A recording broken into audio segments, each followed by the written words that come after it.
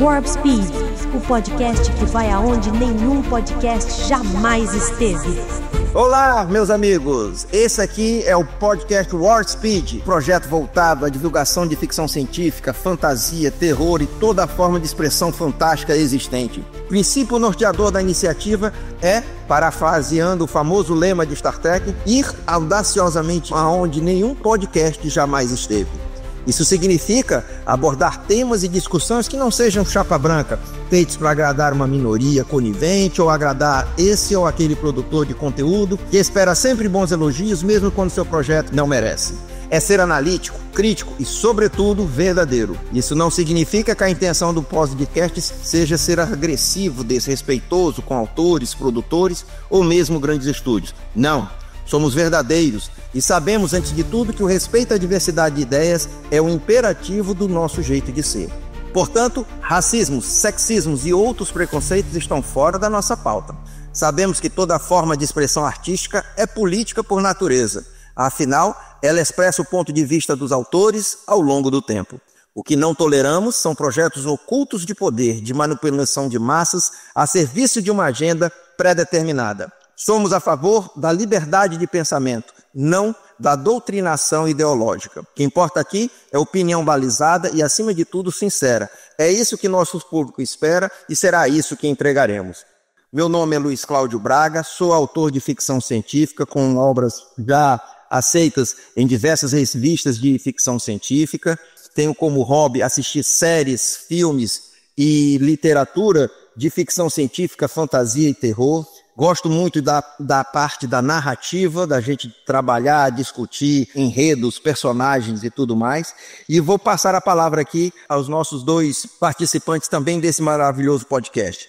Com você, Fred Macedo, para se apresentar. Boa tarde a todos, pessoal. Muito obrigado, acima de tudo, pelo convite do Silvio, tá? De participar desse primeiro podcast da Warp Speed, que é uma proposta que é muito ansiada por todos nós que somos fãs de ficção científica, tá? E de gêneros similares.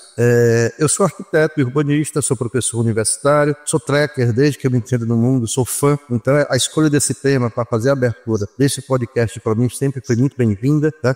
Porque é sempre muito bom debater um assunto que para mim é muito familiar, e um assunto que me é muito caro por ser exatamente muito fã dessa série e de todas as franquias. E eu acho excepcional essa possibilidade de estarmos aqui hoje, e aqui vemos aqui três grandes fãs de Star Trek, cada um acompanhando, e com certeza cada um aqui tem a sua série ou franquia predileta.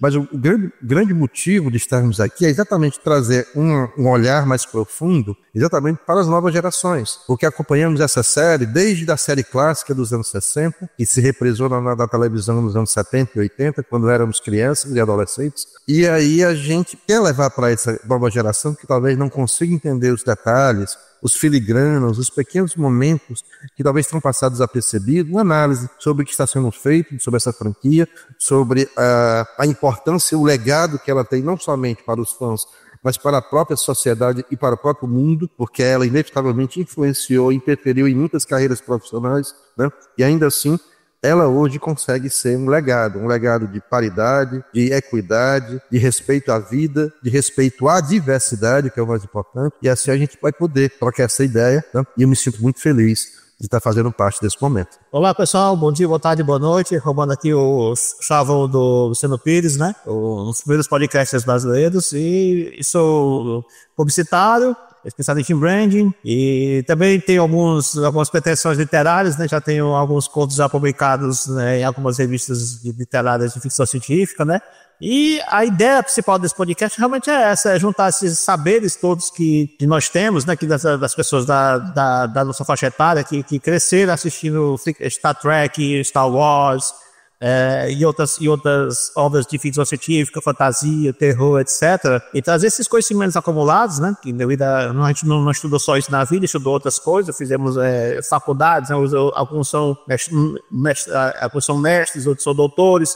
E a ideia é trazer esses saberes, né? Essa junção desses pensamentos todos, dessa miríade de ideias para esse podcast, e tentar estimular de alguma forma que as novas gerações procurem ler ficção científica, fantasia, etc., porque os países mais avançados, né, do que o nosso Brasil, muitos dos cientistas e pessoas que estão à frente hoje em dia de empresas, de startups, de áreas de tecnologias avançadas e tal, começaram como fã de ficção científica no passado, né?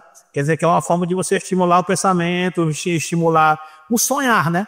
Que o futuro pode ser uma coisa melhor e tal, através da ficção científica, né? E é basicamente isso que é o nosso desejo. Realmente, assim, a gente tem que olhar para essa nossa cultura de ficção científica, que ela, na verdade, ela tem uma grande vantagem, que é discutir assuntos que podem vir a aparecer, mas que ainda não está no grande âmbito popular. Então nós temos assim algumas ideias, algumas coisas que podem inspirar, fazer com que as pessoas busquem aquilo.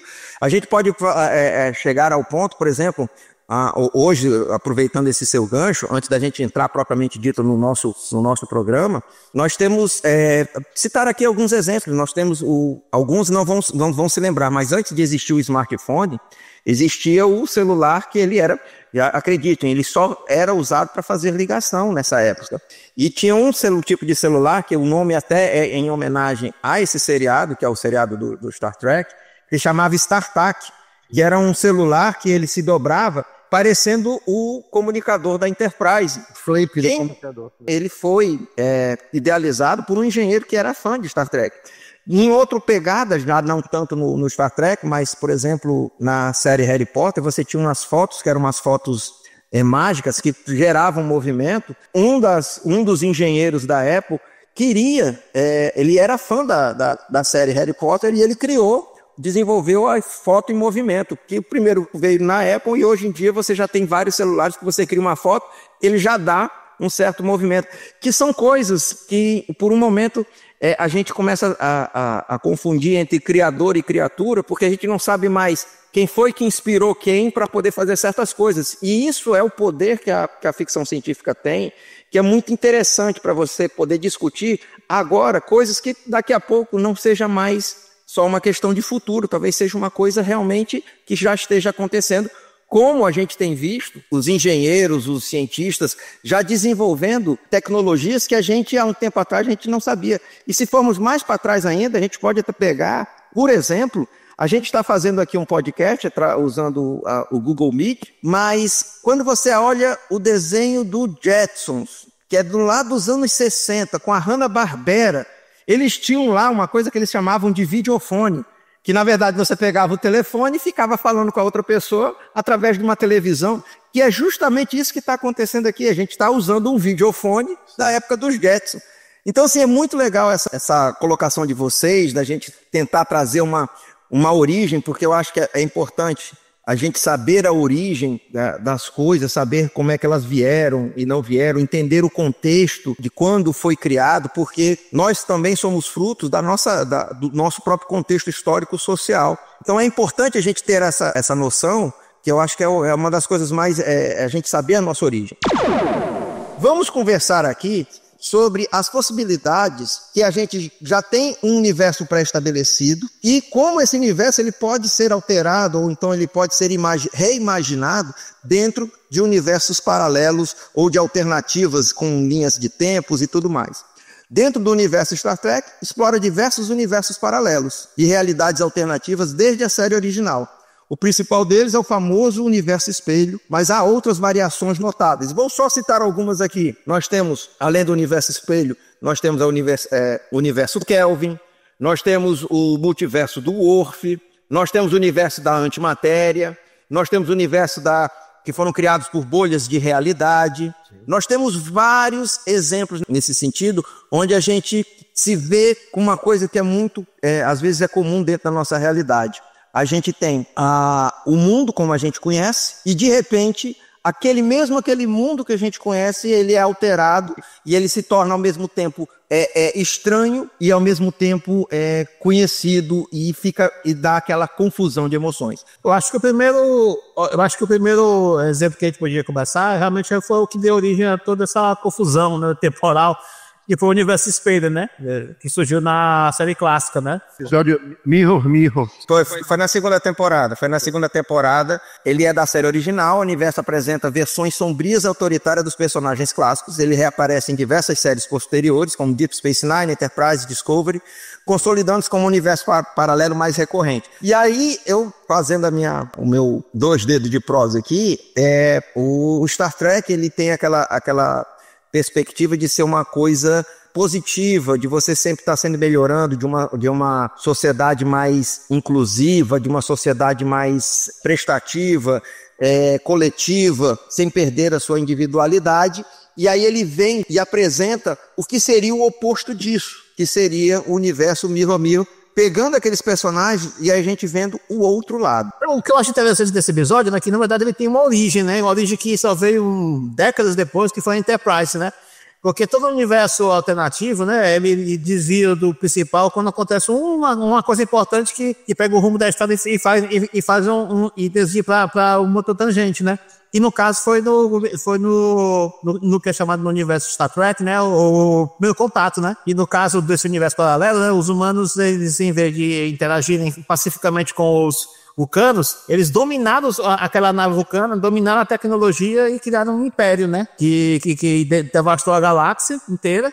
E é uma casta voltada muito imperial, que você praticamente, para você ascender a um posto maior, você tem que matar o seu antecessor, né? Que é o que fica bem claro no episódio, né? Inclusive tem até um episódio muito bom, né? Que não oficial daquela série Star Trek Continuum, exatamente. Que é magnífica. Que eu acho que realmente podia ser até canônica, principalmente pelo final, né? Deveria sim. Aliás, só fazer uma dedo à tua observação, Silvio, me parece que houve na época, não sei se a Paramount aceitou, houve um abaixo-assinado dos fãs que assistiram os 11 episódios de Star Trek Continuous e solicitaram exatamente isso, que fosse agregado ao cânone da série clássica. Mas a Paramount, como sempre, né, que ela detém a franquia, detém o contrato com a franquia, ela tem uma certa dificuldade de aceitar bons trabalhos, né? Veja ali que ali foi feito por fã. É um fanfic com uma qualidade absurda, enquanto a Paramount tem bilhões e não consegue fazer um roteiro que, pelo amor de Deus, que respeite o legado e o cânone da série, mas tudo bem. Veja o caso de Axanar, né? Que foi o projeto que arrecadou mais de $1 milhão e rendeu mais processo do que tanto que até hoje você não tem nada assim de Axanar. É verdade. Você assistiu aquele prequel, né? Que é sobre a guerra de 10 anos, né? Dos Klingons, né? Que tem no YouTube, né, o prequel de Axanar, viu que realmente os caras fizeram um trabalho muito bom, né, assim, muito excelente que ficou realmente só naquilo, né. Na minha página do Instagram, Treketales, que fala basicamente do universo Trekker, a partir da Star Trek Continuous, desses filmes, eu comecei a pesquisar e procurar outros fanfics, né, outros filmes feitos por fãs. E eu achei uma qualidade, uma universidade, tantos pequenos episódios e filmes de 1h30 de duração, com uma qualidade, tá? Você viu o esmero do fã em querer replicar aquilo que ele mais gostava nas séries, os seus personagens prediletos, mas respeitando não somente o cânone, a história, o roteiro, o contexto, mas realmente respeitando até a conduta e a estética da série. Eu acho esses pequenos detalhes, só quem consegue observar é o fã. O verdadeiro fã consegue respeitar essas pequenas minúcias, mostrar todo o seu afeto, toda a sua afeição pela série. Pois é, a gente falando do episódio Mirror, né, que é o que introduziu, né, e com essa alteração temporal causada pela essa mudança, né, no primeiro contato, né, esse império, né, a gente teve o Kirk sendo teletransportado. É sempre um problema de teletransporte, né, ele foi transportado para esse universo, ele mais 4 tripulantes e conhece a realidade desse universo alternativo, né, que é baseada em força, em submissão, e as mulheres não são menos que nada, assim, são meros sexuais, né? Uhum.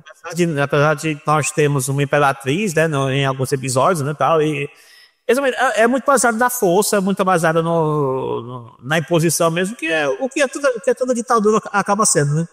Exatamente.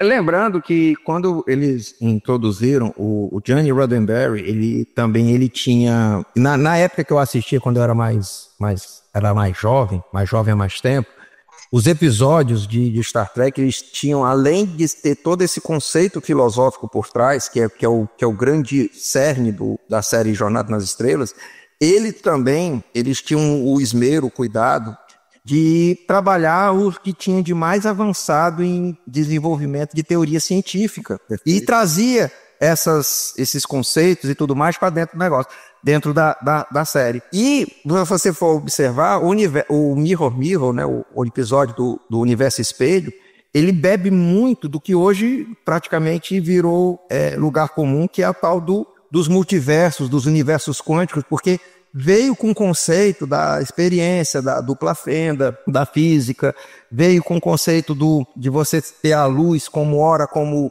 partícula e ora como onda, então que isso daí daria um conceito que vem da questão da probabilidade, questão dos multiversos, que hoje o pessoal conhece essa história de multiverso pelos filmes da Marvel, certo? Sendo que isso daí já era utilizado pela DC, principalmente nos anos 70 e nos anos 80, que na verdade não era nem científico, na verdade era uma questão de direitos autorais, porque a DC ela foi montando a sua carteira de personagens, comprando de personagens pequenos. Voltando para o Star Trek, ela fazia isso, ela estudava, ela pesquisava essas questões científicas, e não sei se o Fred sabe, mas o meu xará, que foi um dos showrunners do Star Trek, que é o Brannon Braga, ele era fãzaço da série clássica. E ele conseguiu acabar arranjando emprego lá, trabalhando justamente com a parte de Star Trek. E o ápice da marca Star Trek, eu entendo que veio com ele, porque ele trouxe o Nova Geração, Deep Space Nine,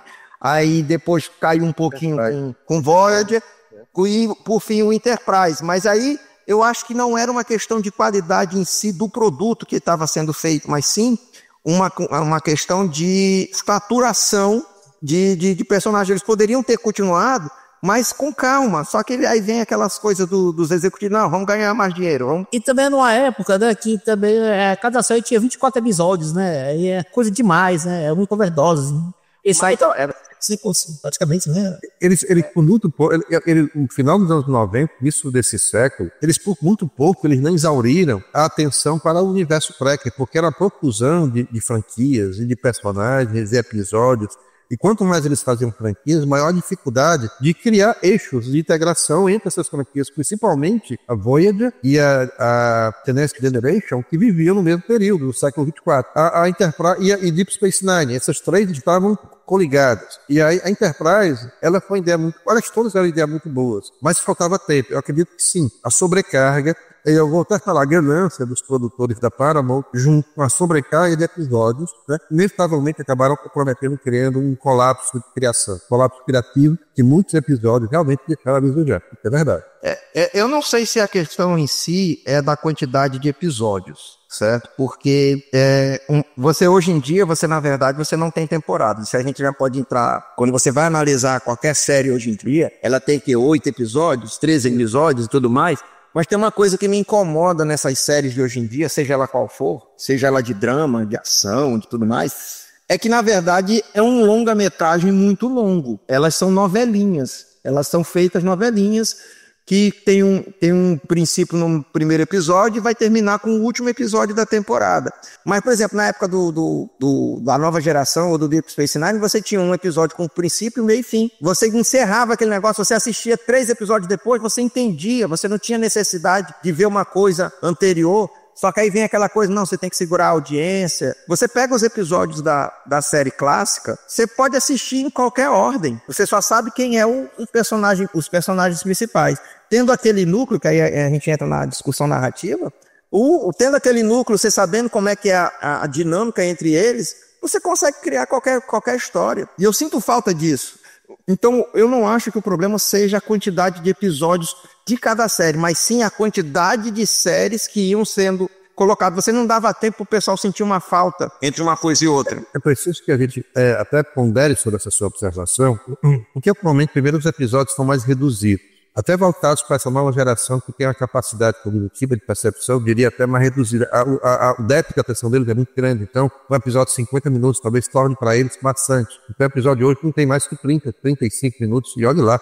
né? E essa coisa começa uma temporada, você não sabe se vai ter a outra, se vai ter a outra temporada, dependendo da resposta do público, né? As séries antigas não tinham essa preocupação, eles começavam um trabalho, que a intenção era eles tinham a paciência de conquistar o seu público, né? Então, que é a primeira temporada, a segunda temporada, eles só iam se preocupar se teria outras temporadas depois da terceira, quarta temporada. E olhe lá, atualmente não, eles estão fazendo de uma forma que os episódios são bem reduzidos. Atualmente vão trabalhar até com arte fechado, viu? Eu achei interessante, eu estou falando de Stranger Worlds. Eles estão fazendo uma espécie de arco fechado, início, meio e fim, mas com um episódio bem reduzido, e a gente começa uma temporada sem saber se vai ter a segunda. Tem muitas séries que começaram com temporadas muito boas, mas não tiveram a resposta do público, e elas foram literalmente canceladas. Eu, por exemplo, disse em 2000, acho que foi, me corrija se eu estiver errado, não sei se foi em 2009 ou se foi em 2012, aquele remake da série Os Visitantes, né?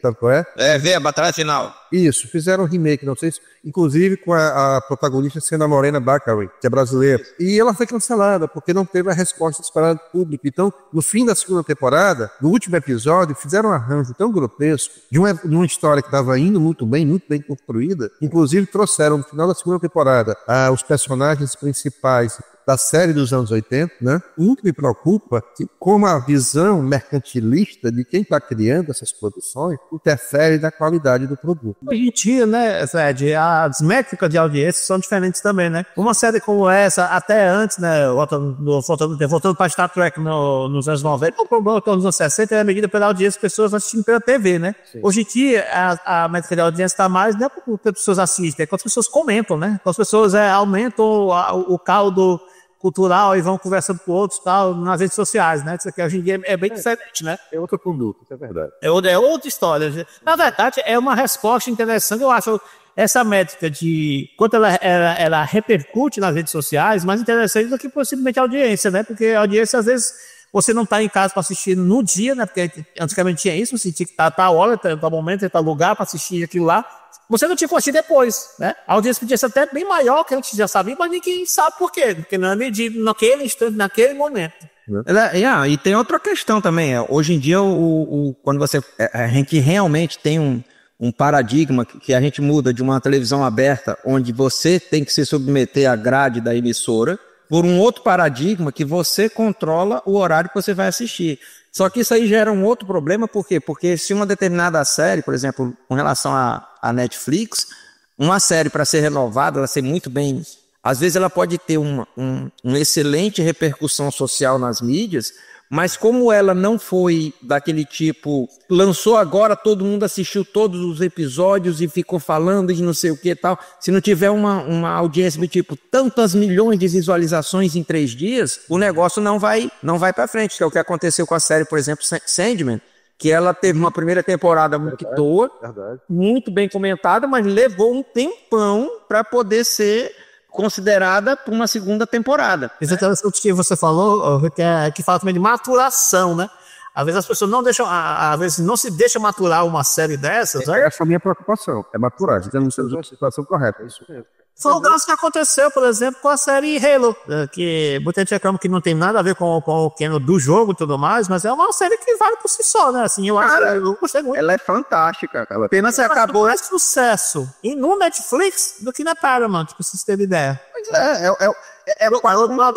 é uma coisa que nem a The Expanse, que para mim é a melhor série de ficção científica da atualidade, em vários termos, inclusive melhor série em vários sentidos, que é a The Expanse, que ela teve uma primeira temporada, não me lembro, não era da Netflix, aí depois a Netflix comprou, aí fez a segunda e a terceira, aí depois ela passou para o Amazon Prime, a Amazon Prime fez até a quinta. Mas tem essa questão aí de você ter que... ela tem temporadas que são uma história só, ela tem um fio da meada só. E eu sinto falta, realmente de você, às vezes, você querer assistir uma série, diz, não, só quero assistir um princípio, meio e fim, e pronto, e assistir lá, quando eu quiser eu assisto o próximo. Então esse paradigma que você muda da TV aberta para o streaming realmente muda também a forma de consumir. E a gente está chegando num ponto... Eu não estou falando que seja ruim ou que seja bom, eu sei que são modos de você consumir. Está chegando hoje um nível em que o pessoal está, por conta de TikTok e dos shorts do YouTube, O pessoal está testando já, a Globoplay já está testando, novelas verticais, que são novelinhas de 3 minutos, capítulos de 3 minutos, com 77 episódios, aí dá mais ou menos aqui um longa de 3 horas e meia, mas o pessoal não consegue, então eles estão fazendo agora novelas verticais. São formatos, né, Luiz? Também a gente pode criticar, né? Assim, pode ser que dê certo, pode ser que não dê, depende, no fim, tudo depende da história, da qualidade do roteiro. Não, mas a questão é que quando você... como eu disse, eu não estou criticando, eu só estou falando aqui, quando você tem 50 minutos para você desenvolver uma história, você tem como desenvolver a história. Se você... Agora, imagina você pegar um episódio, eu duvido que o Fred vai falar bem da série clássica, por exemplo, se ele pegar um daqueles episódios lá e a cada 3 minutos parar para você ter que entrar no próximo episódio. Aí mais 3 minutos, para e vai ter que assistir o próximo episódio. Pare, porque aí você fica toda hora sendo interrompido para você acompanhar a história. Luiz, só fazer uma adendo que você falou agora. Como o próprio Silvio falou, ninguém aqui está fazendo crítica ao que está sendo construído hoje em relação à comunicação e audiovisual, não, longe disso. Nós entendemos que o universo digital hoje é uma presença que veio para ficar e ele, inevitavelmente, vai impor certos limites, condições, contextos, novas estruturas metodológicas de comunicação, isso é inevitável. O que está fazendo aqui é uma constatação factual, não é uma crítica. Mas o que o Luiz está falando realmente pode ser. Assim, o que está sendo feito agora nos streams de plataformas é um reflexo da capacidade do espectador de absorver. E nós sabemos que hoje, TikTok, eu digo isso, eu vou fazer um comentário, sair um pouco da nossa conversa e ir para uma sala de aula. Eu vejo hoje que meus alunos de 15 anos atrás, os atuais, existe uma diferença de percepção e capacidade de concentração que a atual não tem. Então, eu não vou entrar no mérito da questão porque eu não sou especialista nessa área. Então, eu corri o risco de ser leviano ou falar alguma bobagem. Eu estou apenas constatando o fato que o que estamos vendo é um reflexo da capacidade de percepção de uma pessoa. Hoje, o jovem de hoje, ele tem preguiça de ver um filme de 1h30 disso. E para ele é muito mais adequado ver um videozinho, por mais raso que possa ser, porque é raso. Não vamos esperar um vídeo de 3, 5 minutos ou 10 minutos que consiga passar uma mensagem, porque não vai conseguir, né? Mas é um arco de 10 programas. Ainda assim, como ele falou, há uma ruptura que vai comprometer a absorção de conhecimento, né? Ele vai perder algum detalhe nesse processo, e aí vai deixar raso a mensagem passada. É complicado. As pessoas não conseguem se fixar e ter uma conexão entre o primeiro parágrafo, o segundo parágrafo e o terceiro parágrafo para poder fazer uma conexão lógica entre as ideias e conseguir pensar, refletir essa situação. E, de novo, a gente não está criticando, a gente está só apontando os fatos. E isso daí é um reflexo do porquê que se está se fazendo pequenos capítulos de novela. Eu acho que é até válido, certo? Eu acho que é até válido. A gente pode pegar e experimentar nessa situação, mas isso é uma coisa preocupante. Mas sabe o que é isso? Até para voltar para o nosso assunto, que é Star Trek, desculpa, estamos estendendo, a vida se tornou mais célere, né? A vida era mais lenta, né? Nós tínhamos uma velocidade, e assim, a nossa velocidade já era célere, já era acelerada para gerações antes da nossa. Ou seja, a tecnologia trouxe para nós, para as pessoas e para as gerações futuras, um processo de uma velocidade que cada um vivenciou. Um processo que era estranho para a geração antiga, da mesma forma que para nós, hoje está sendo estranho ver a velocidade como as novas gerações estão tendo acesso à informação. Mas o grande problema aí talvez seja a quantidade, não a qualidade. Eles têm acesso a muita informação e uma boa parte delas não é de qualidade. E é difícil separar o joio do trigo. Então, para absorver tudo isso, eles absorvem em algum momento uma sobrecarga de informação de tal forma que eles não conseguem mais absorver e muita coisa boa se perde. Então, a mídia está entendendo isso, as mídias, os produtores, enfim, o mercado, né, está entendendo. E como ele é extremamente resiliente, ele se adapta. Ele também não calcula se é certo ou errado, ele está vendo a realidade e está dizendo, vamos nos adaptar para manter a nossa clientela. Eu não, confesso que eu nunca assisti nenhum conteúdo desse feito de forma vertical de 3 minutos, mas eu suspeito que não devem ter tramas muito complexas, porque como o Luiz bem afirmou, né, e está certo nesse sentido, não dá tempo de você firmar uma narrativa com vários personagens em 3 minutos. Parallels, multiverso do Worf. No episódio Parallels, da nova geração, o Worf experimenta incontáveis realidades alternativas, mostrando que existem infinitos universos possíveis, cada um com pequenas ou grandes diferenças da linha principal. É um dos episódios mais interessantes da série Nova Geração, que mostra exatamente, coloca primeiro o Worf, que não é um protagonista, ele é um personagem coadjuvante, que é muito bom, né, admito. Apesar de eu gostaria muito que o personagem dele tivesse trabalhado melhor, porque ele tinha um potencial para oferecer, né? Ele foi muito relegado a um segundo plano, e acho que essa relação que ele tinha sendo um Klingon dentro da frota estelar deveria ter sido melhor trabalhado. Mas esse episódio coloca ele como protagonista, que é muito legal, e aí mostra um personagem que tem uma altivez, até pela própria história da espécie dele, colocado em situações até um tanto constrangedoras, porque ele foi participar de um evento, volta como campeão, mas ele passa em algum momento do espaço, ele passa talvez por um buraco ou por um rasgo da realidade, a qual ele é jogado em múltiplas realidades, até que ele consegue voltar, onde ele vivencia vários momentos de frustração, que ele volta como derrotado, que ele volta como para uma nave que não reconhece, que ele volta para um universo, no momento que ele volta para uma realidade onde os Klingons ainda estão em guerra com a frota estelar, ele volta para outra realidade onde ele é tratado como desprezo. Então ele vai vivenciando esses momentos, né, e mostra com muita propriedade que a gente não sabe se as realidades alternativas vão exatamente vivenciar esse momento de pequenas mudanças pontuais que irão interferir de maneira mais relevante na existência do indivíduo. Mas é um episódio muito interessante.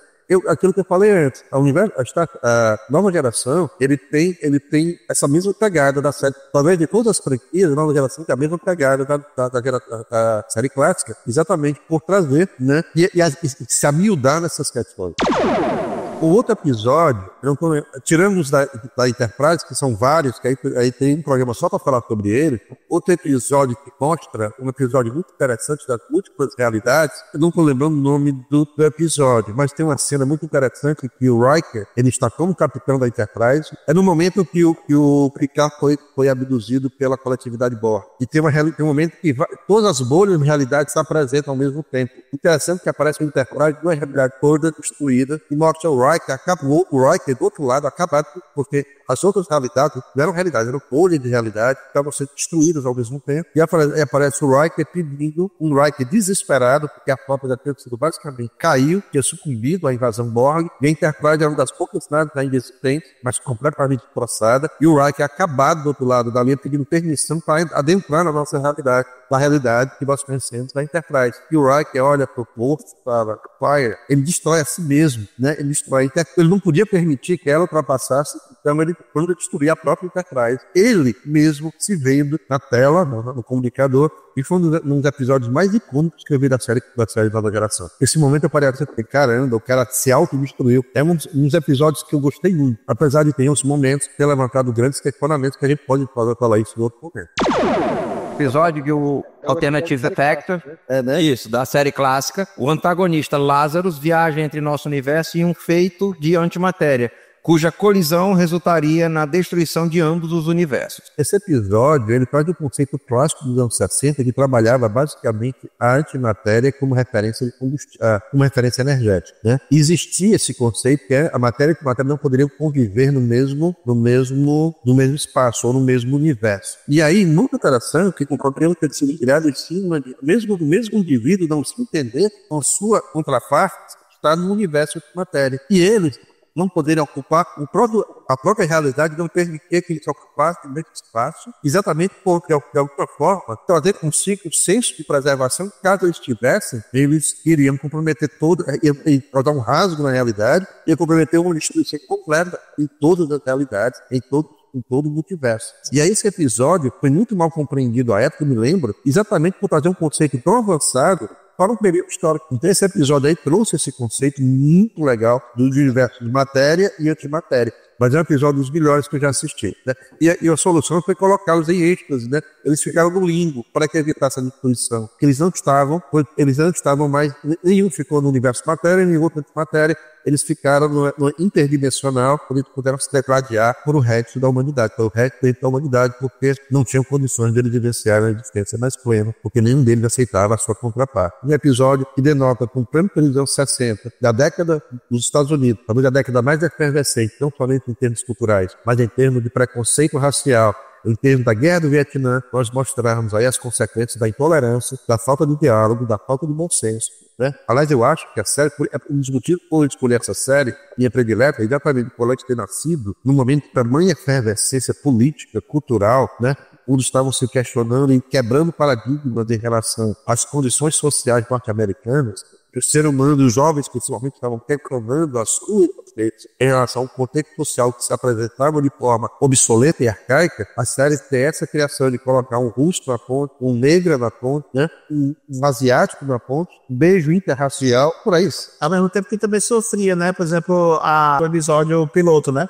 Da série, né? Que a gente tinha a Number One, né? A Number One ela foi limada, né? Do segundo piloto, né? Porque os executivos da época não podiam admitir que existia uma mulher no comando, né? Eles admitiram uma negra subordinada, mas uma negra, sendo oficial, mas subordinada, uma asiática, um russo até, mas uma mulher em segundo comando. Mas o russo ele só entrou na segunda temporada. E é justamente quando a segunda temporada começou com... Aí você analisando o contexto da época, você tinha o aumento, né, da crise da Guerra Fria. E inclusive tem uma historinha da Nichelle Nichols, que ela estava lá na ponte, ela só apertava alguns botões e dizia, canal 1, canal não sei o que e tal. E ela teve uma vez, ela encontrou, pelo menos reza a lenda, né, que ela encontrou com o Martin Luther King, e ela disse, olha... Eu estou muito cansado, eu acho que eu quero lutar mais pelas causas e tal, e eu não quero mais participar da série do Star Trek, porque eu não apareço nada, eu só sou uma apertadora de botões lá, eu não tenho muita coisa para fazer. Aí o Martin Luther disse, não, você não tem noção do quanto que você está fazendo, porque lembrando que eles estão numa época, como você disse, de lutas por direitos sociais e muitas coisas, nos anos 60, ela disse, não, você é uma mulher negra que está na cabine, está na ponte de comando de uma nave estelar. Você não tem noção do quanto que isso é importante, porque as pessoas estão vendo você lá nesse programa, elas estão vendo, você está se transformando numa espécie de farol que as pessoas podem se espelhar e tentar conseguir isso. Então, apesar de você estar com pouco tempo lá, era importante, porque era uma presença feminina negra dentro daquela nave. Então, assim, era cheio desses quebra de paradigma. Lógico, se você fazer uma situação, se você montar aquela ponte de comando hoje, num episódio hoje em dia, isso não vai ter o mesmo efeito, porque nós já temos nós já evoluímos em relação a certas coisas. A gente não aceitaria, por exemplo, essa discussão que os produtores falaram era uma mulher que estava numa posição de comando, ou então tudo mais. Mas naquela época era uma dificuldade tão grande de você conseguir fazer esses postos, dar essa representatividade, que às vezes o pouquinho que aparecia era uma vitória enorme. E aí tem muita gente hoje que eles acabam menosprezando ou minimizando justamente essa vitória que o Star Trek trazia, que na verdade, que de forma contraditória, eles acabam reafirmando o problema que eles estão querendo resolver. Entende? Você deve saber da história da atriz Whoopi Goldberg, e a infância dela, assistindo o episódio, ela viu a Nichelle Nichols sentada como tenente de comunicações. E ela olhou, ela observou, ela contando isso, eu achei muito interessante a atriz contando, que ela virou para a mãe e disse, olha mãe, uma negra na televisão que não é empregada. Essa afirmação da Whoopi Goldberg é de uma profundidade, para você ver como era caricata a participação dos negros no Senado. Até hoje, de certa forma, mas de forma diluída, mas naquele período era muito cristalizado e muito clara a posição dos atores negros que só interpretavam papéis coadjuvantes ou de serviçais, né? Então, assim, como você falou, Luiz, para quem vê agora a série clássica, pode até achar um personagem bobo e inútil, mas para o contexto vivenciado há 60 anos atrás, o peso de ter uma atriz negra interpretando um oficial numa ponte de comando era uma das coisas mais absurdamente belas que já vi. Com isso, a série clássica sempre vai ter um impacto maior para mim do que as outras demais franquias. Vieram no rastro, no caminho aberto pela série clássica. É muito fácil agora a gente falar de paridade, equidade, diversidade, quando tem uma série de mais de meio século que quebrou paradigmas, abriu portas e colocou a condição do ser humano num papel de tamanha importância, independente da raça, da origem, do gênero, da etnia, do credo. O beijo interracial, alguns dizem que foi o primeiro beijo interracial na televisão, não sei se é verdade, mas aquilo ali trouxe, eu fiz uma reportagem com o William Shatner e com a Nichelle Nichols falando sobre esse beijo. É o primeiro beijo interracial na televisão americana. Isso é certeza. Isso é certeza. E era uma época realmente complicada. Você pode até trazer aqui para o Brasil, né? Por exemplo, a nossa carência de ficção científica em comparação com os americanos, vamos admitir, nós somos mais fracos nesse sentido. E uma série que trouxe uma tenente negra, né, numa ponto de comando, nos anos 80 aqui, ó, até anos 90, todo meio que aparecia numa novela da Rede Globo, ou era empregada, né? Ou fazia parte do núcleo comédia, né? O núcleo que só sempre pra fazer graça, né? Não tinha importância dramática nenhuma, não eram os principais da história. Existem várias situações, por exemplo, dentro das coisas que a gente tem conversado, né? Às vezes eu escutava alguns termos dentro do Star Trek, como por exemplo, isso aqui é um feixe de gravitons, isso daqui é um feixe de tachyons. Eu pensava que era só aquelas expressões chamadas technobubbles, que era só coisa assim, besteira. Aí você começa a estudar mais, ler mais coisas sobre o assunto, porque você acaba ficando mais fascinado, porque tem tanta coisa legal em artigos científicos que você para e pensa, caramba, que coisa, eu nem sabia que isso daqui existia. E aí eu descobri que tachyons é uma partícula, por enquanto imaginária, porque você ainda não tem, mas ela faz parte é uma partícula teórica, em que ela seria relacionada ao tempo. E que o graviton é uma partícula que faria a questão da gravidade, assim como você tem o fóton. Então, assim, são coisas que eles jogam lá, que dentro das ciências educacionais, eles chamam de educação tangencial. Você só passa por ela para te deixar instigado e você correr atrás do negócio. Em vez de você simplesmente jogar um manual e dizer, olha, aqui, que tem muita coisa em anime japonês, que às vezes está acontecendo, aí aparece lá o cara para a imagem, aí tá lá o cara, fulano de tal, ele é um cara assim, é forte, então não sei o que, e faz toda uma descrição e explicando o que é aquilo que ele vai fazer. E é uma forma assim de você jogar o pessoal chama dentro da narrativa de infodump. Eu jogo uma porrada de infodump que aquilo ali não leva, é só para você saber do que se trata. E no Star Trek ele faz esse tipo de coisa, assim, ele te joga uma série de conceitos, parallax, graviton, tachyons, que é para você, e que são termos que realmente existem. Isso é que é legal. Eu disse, caramba, o cara fez uma pesquisa. E até mesmo ela referencia a própria ficção científica, né? O cérebro do Data, né? Da nova geração é um cérebro positrônico, né? Exatamente. Esse cérebro positrônico foi criado, na verdade, por Isaac Asimov, né? Nas histórias de robôs dele. Sim. Exatamente. Que é a forma é a partir dali que você tem a tal da consciência artificial e como é que funciona. Então, assim, são coisas que quando você sabe, ele consegue ter uma camada a mais e fica muito mais interessante. Eu gosto de histórias que quando você lê pela primeira vez, quando você vê um filme pela primeira vez, você acompanha, tal, você se diverte. Aí quando você termina e você vai ver pela segunda vez, como você já conhece a história, você começa a ver camadas que antes não tinham sido vistas. Isso assim, é como se você, a cada vez que você aprendesse alguma coisa, você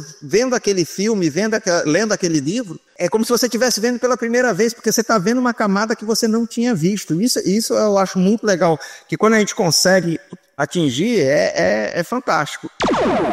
Além disso, você tem, se a gente for entrar nessas questões de linhas temporais, tem o episódio Relíquias da Nova Geração, do Scott, em que ele é encontrado no sistema de backup. A nave dele fica preso, né? Fica preso na esfera de Dyson. Isso, aí eles chamam ele conseguem reativar. Só que o interessante é que o Scott, ele tá lá no século 24. Foi uma forma que eles conseguiram trazer o Scott do século 23 para o século 24, certo? E então ele já passou o Kirk já até morreu aí. Ele perguntou, como é que tá o pessoal da Enterprise? Não, todo mundo já morreu porque aqui a gente tá há muito tempo. Só que no episódio 7, que é o Generations, o filme 7, que é o Generations, o Scott está lá na ponte de comando quando passa o Nexus e leva o Kirk. E o filme foi feito depois do episódio Relíquias. E aí, como é que fica, né? Mas é que tá, esse não era uma impressão não era uma digitalização do Scott, né? Então, ele pode ser uma digitalização de uma pessoa que não viveu aquele momento ainda. Não. Ali não era um holograma do engenheiro. Não é holograma, porque isso até foi usado até em Strange New Worlds, né? Que até o médico da nave, ele guarda a filha dele, né? Essa é a ideia. né? A mesma coisa, só que assim, é aquela pessoa, naquele instante, que não fica claro se a pessoa ela viu ou não o Nexus destruir lá a parte da Enterprise. Não, mas aí presta atenção, a filha dele tá lá. Vamos pegar os 3 New Worlds. Ele segura a filha dele lá porque quando ela tá no buff, ela não envelhece. Pronto. Não existe uma outra cópia da filha dela em outra situação. Assim como o Scott, em algum momento ele foi lá parar na esfera de Dyson e ficou guardado dentro do banco. Não existe uma outra pessoa nesse negócio. Então, se você for fazer a leitura, o Scott está lá na ponte de comando, viu o Nexus acontecer, ele continuou vivendo a carreira dele até que ele parou lá na esfera de Dyson e ali ele ficou parado. Aí ele, entendeu? Aí quando ele foi chamado de volta, aí ele pergunta, cadê o Kirk? Pô, mas não dá. Só que o episódio Relíquias foi feito antes do Generations. Aí entra aquela coisa. Por que é que no Generations eles não se atentaram a isso? Não perceberam essa questão? Para poder se... É chamado roteirismo. Isso aí Não, acontecendo assim. Mas essa é preguiça. Uma das coisas que é legal é quando você pega e você bota pequenos easter eggs ao redor da história, mas aquelas histórias que já aconteceram, você mantém elas gravadas. Quando aconteceu o filme do Generation, tem os Borgs, né? Eles meio que alteram por alguma bolha, já uma pequena bolha temporal, né? Quando eles voltam no passado, né? Que é revertida pelos tripulantes da Enterprise, né? Só que aí gera uma confusão temporal com o episódio que os Borgs surgem na época de Enterprise, né? Exatamente. Isso também como forma, né? Que é aqueles Borgs foram destruídos, na verdade eles caíram na Antártica, né? É a explicação que dão no roteiro, né? Eles surgiram na Antártica, décadas depois, é que eles surgem naquele episódio de Enterprise, porque não tem nenhuma referência ao termo Borg. Silvio, eu acho que o episódio da Enterprise, onde aparecem os Borg do século 22, que é uma analogia ao episódio do Primeiro Contato, eu achei interessante. Só achei uma falha. Achei interessante porque ninguém sabia o que era Borg, não tinha noção, era uma tecnologia muito avançada para o século 22. Então, eles estavam isolados da coletividade, então estava difícil eles funcionarem, né? Era um pequeno grupo de 3 ou 4 Borgs que depois começaram a assimilar os demais. Eles estão puxando um farol até, né? Para matar um sinal que esse sinal só chegou no século 24, exatamente. Então, quer dizer, eles fizeram muito bem feito, eles amarraram muito bem esse episódio. Só tem um porém, que foi exatamente o Dr. Phlox. Ele conseguiu, com a tecnologia do século 22, ele conseguiu isolar a nanotecnologia Borg de um corpo que o pessoal do século 24 não conseguiu. Aí isso eu não entendi. Vamos comprar pelo valor de face que o Phlox tem a inteligência suficiente. Como é que ele conseguiu isolar a nanotecnologia Borg? Vamos comprar isso daí pelo valor de face, certo? Primeira coisa, isso daí teria que estar nos relatórios médicos da frota, certo? Segundo, se está no relatório médico da frota, os pessoal lá da Enterprise já deveriam ter conhecido a respeito dos Borgs, coisa que não tinha na série da nova geração. Terceiro, se eles tiveram contato, não era para o Jean-Luc Picard e nem o Riker a saber, nossa, o que é isso? Porque, na verdade, os Borgs só apareceram pela primeira vez quando o Kill, num determinado momento de, sei lá, olha, vocês pensam tão bem, tô te mostrar o que vai acontecer por aí. E aí aparece o cara, e aí eles têm que lidar com aquele Borg, e eles não conseguem lidar com o Borg, eles não conseguem fazer nenhum experimento nem nada, e eles nunca ouviram falar sobre o Borg. Nem o Data consegue chegar e dizer, não, já teve um contato com o Borg milhões de anos atrás, isso daí e tudo mais. O que até então, né, era a maneira que o público tinha de imaginar por que os Borgs souberam da Federação, né? Foi exatamente aí, né? Nós sabemos também que depois, na verdade, foi por causa do sinal enviado lá décadas antes, né, no episódio de Enterprise, né? Warning. Warp core collapse in 10 seconds. Vamos falar de polêmicas, eu acho. Nós vamos falar de polêmicas, que é o universo Kelvin. Ele é um universo paralelo ou ele não é um universo paralelo? Estavam tentando reanimar a franquia Star Trek, chamaram o J.J. Abrams, que ele tinha um pseudo toque de Midas, mas aí, opinião minha, o J.J. Abrams ele só sabe fazer metade das coisas, ele não consegue saber terminar. Ele sabe fazer ótimas premissas, mas péssimas conclusões, o que estraga totalmente a premissa. E aí tinha aquela coisa, justamente a pressão, porque os executivos queriam angariar novos fãs e manter os antigos. Aí ele conseguiu a proeza de não fazer nenhuma coisa nem outra, porque ele mudou a história lá, mostrando que o planeta Vulcano foi destruído, que o Kirk, o pai do Kirk morreu tentando, quando apareceu uma nave que voltou no tempo, e criou-se toda uma linha temporal nova. E aí o pessoal na época disse, não, isso aí foi ótimo, foi fantástico, porque ele manteve a história clássica lá parada. Ele disse, não manteve, porque ele não trabalhou nesse sentido. É como se ela tivesse simplesmente sido dizimada, porque a linha temporal da série clássica deixou de existir. Então, assim, acaba que você tem vários problemas quando você vai trabalhar por preguiça do roteiro. Eles não querem desenvolver, eles não querem resolver, porque sabe que, não, preciso deixar isso daqui porque vai dar um arco dramático. Pelo menos para mim, não funciona, porque você acaba vendo que, cara, isso daqui não funciona, isso daqui não faz sentido, isso daqui não tem... Como é que você vai explicar certas coisas? Uma das desculpas que os produtores falam sobre essas discrepâncias, né? É que eles querem trazer uma nova audiência, né?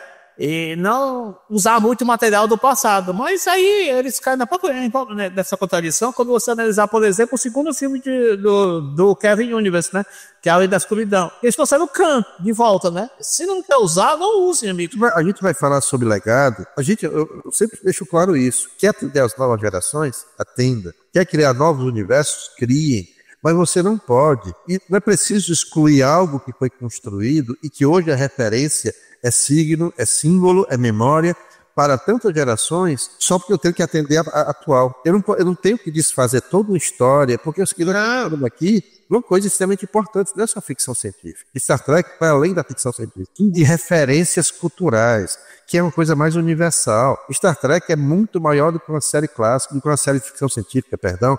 Ela é muito maior do que isso. Então, você desfazer um personagem, você destruir a história de um personagem, você querer destruir todo um legado, vamos refazer o cânone. Gente, querendo ou não, eles podem até não gostar dessa afirmação, mas quem sustentou Star Trek foi a nossa geração. Nós é que ficamos fãs, nós é que levamos, chegaram para nós nos anos 70, nos anos 80, é verdade, mas fomos nós que mantivemos esse afeto, fizemos que os produtores vissem uma galinha de ovos de ouro que pudessem replicar. Foi a nossa geração.